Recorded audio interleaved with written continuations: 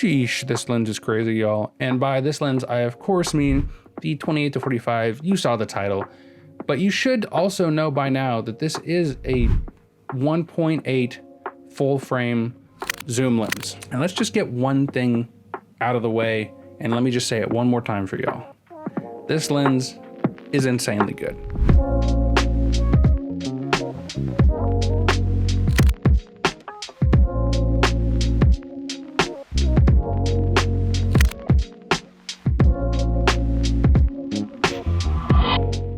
But we're going to talk about how and why this lens is as good as it is. It really might be one of the most impressive lenses I've ever used. It's actually so good that I think it well outperforms the S5 II that I attached it to. And while that zoom range isn't exactly all encompassing, many people, the range will be worth the trade-off in having a bright aperture of 1.8 in a zoom lens, which for the right shooter could mean you're leaving your 24-70 2.8 or your 24-35 and 50mm 1.8 primes at home, or both. It's a very classic Sigma when it comes to build quality. Smooth zoom, nice focus ring, clicky and smooth switchable aperture ring, which can also lock in or out of automatic, custom function buttons, which I actually did find a really good use for. Before we move on, I use it to turn on and off subject detection. So when I was shooting this photo session, I would sometimes not want to focus on the humans and the faces and everything. I would want to focus on the ring or something along those lines, or maybe it was just getting confused. Having the ability to have one area and just switch it to subject detection, switch it off, focus on the ring. The function button, I never thought I'd use it, but I did. Plus that internal zoom, whether you're a photographer or a videographer, is really helpful, especially for gimbal work. I think this is slightly more focused to video, but it takes incredible photos too. It's certainly big, but not too big for what it is. It's very similar in size to the Lumix 24-70. I flew it on my Weebill 3S pretty much fine, but the Crane 4 I have now would have been a little bit easier.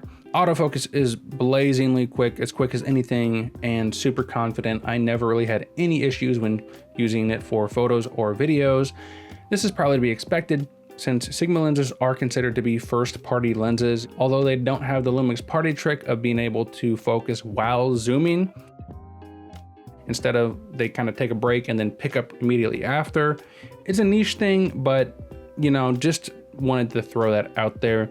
You're not doing any dolly zooms, unfortunately, with these Sigma lenses, but everything else is incredible. The manual focus isn't too shabby either. There's no fancy clutch, but it turns smooth, it feels good, and it does support linear focus for Lumix cameras, which actually makes this in some ways better than using it on a Sony, which I don't think they have anything like that. So another win for Lumix. And while we're talking about focus, let's talk about breathing. Stop down at the wide angle of 28mm. There's a bit more breathing than you'd probably want for a video-centric lens, but it's actually really pretty good. And plus, who's doing focus pulls like this on the regular? If you are, let me know. At 45, it seems to be a lot better as well, so you're not really losing out on any of its zoom range there, which is good considering what its zoom range is to begin with. Oh, and it does seem to be fairly parfocal. You lose focus when zooming really fast, but it snaps back, and slow zooms look really good, so it seems to be probably electronically corrected parfocalness, so not really parfocal like a cinema lens, but just as good for most things. And while there's no stabilization on the Lumix cameras, that's not really going to be an issue. Sony, on the other hand, oof. I'm just dogging on Sony this video, but I'm gonna keep doing it. Sony's good, they're fine. I mean, we know who's better. The image quality here is barely worth discussing. The lens is ludicrously sharp for a zoom lens and does two things handily. One, it massively outperforms the 24 megapixel sensor of modern Lumix full frame cameras. This is also, in my opinion, putting to bed once and for all the idea that primes are sharper than zooms. For me, the Leica 10-25 already did that for that format, and this lens is now doing that again for full frame. The performance here is just as good, if not better, than the vast majority of prime lenses that you can buy. Full stop, period, end of story. I hope you're paying attention. to those sharpness tests because I'm already moving on. I'm done with it. It's just good. You're not gonna get anything besides brighter corners by stopping down. That's it. And whether you're at 28 or 45, the close focus here is good and the image holds up really well too. I was afraid that these lenses' extreme qualities would make, minimum focus compromise a little bit, or there would be a hit to image quality. But this lens is perfectly fine at getting close-up details at like a wedding or something like that. And the image quality holds up there as well. And if you're in the most insanely challenging chromatic aberration situations of all time, and you really try to find it and you really try to replicate it, you can get some out. But again, just like before, this is one of the best lenses I've ever used for image quality, and the chromatic aberration, whether it's digitally or optically or mix corrected, it's very minimal to me. Flares look really nice to me. You do lose some contrast, see some specks, especially at the wide end. And you have this small green ring at certain angles. That's probably like the most glaring, no pun intended, issue, but I think it does look nice. Zooming into 45 millimeters, it performs really well unless you shine the light really close right next to the lens. The flares, again, look nice. The performance is on par with pretty much every modern Sigma lens, most modern lenses in general. It's just good. Oh, and let's do some Sunstars. I don't know, I think they're all right, but you tell me. And now the bokeh. It's honestly next level good for a zoom lens. Whether it's stopped down a little bit to like f2, f2.8, and yeah, I know it's kind of insane to say we're stopping down on a zoom lens to f2, but the bokeh, both wide open at 1.8 and stopped down to f2.8 and all over the place, it just looks good. We got a lot of blades, they're rounded, but obviously I think this lens shines wide open. And sure, we have cat's eye shapes and all that, but you know what? I don't think cat's eye looks bad or is a problem, and I'm tired of pretending it is. It looks good. I like it. It can really do the thing. It's fun. I just hate that idea. I'm gonna go on a rant here. I really think these reviewers and people just talk about these issues. Oh, this is an issue, that is an issue. There's cat's eye, the bokeh is cut off. It doesn't matter. In fact, it looks good to a lot of people. And swirl, everything is relative. If a lens is too sharp, that's an issue for some people. If it's too soft, it's an issue for some people. A character for some people is going to be a flaw for others. Oh, sorry, I blacked out there. But anyway, at 28, at 45, close focus or far away when things are just a little bit out of focus, slightly blurred, nothing I could throw at this lens could produce anything less than amazing bokeh. Any distractions are completely eliminated with blur that will be smooth, transitions that will be nice, and your subjects will have a nice pop, and it just renders things really, really well.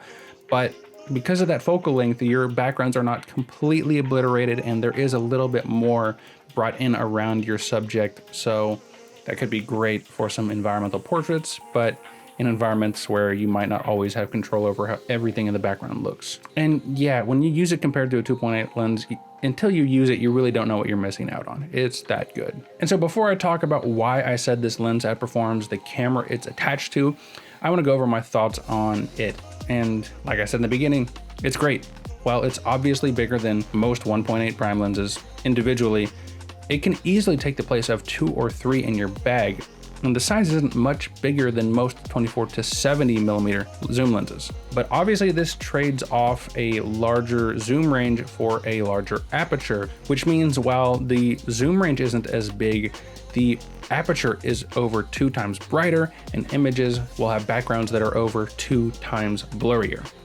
So if you can buy into the basic specs and aperture and zoom combination, and that works for you, and you actually would take advantage of that 1.8 aperture and shoot wide open often or all the time, this lens will not hold you back on any way, shape, or form when it comes to photo, video, or anything. It's that rare lens that can do both equally well. And when I say well, I mean like really, really well. Close focus is great. Image quality is great. Build functionality is great. Handling is great. Everything about this lens is is borderline perfect. To paraphrase from like Christopher Frost on the original 18-35, it really does feel like this lens could have fallen out of a spaceship.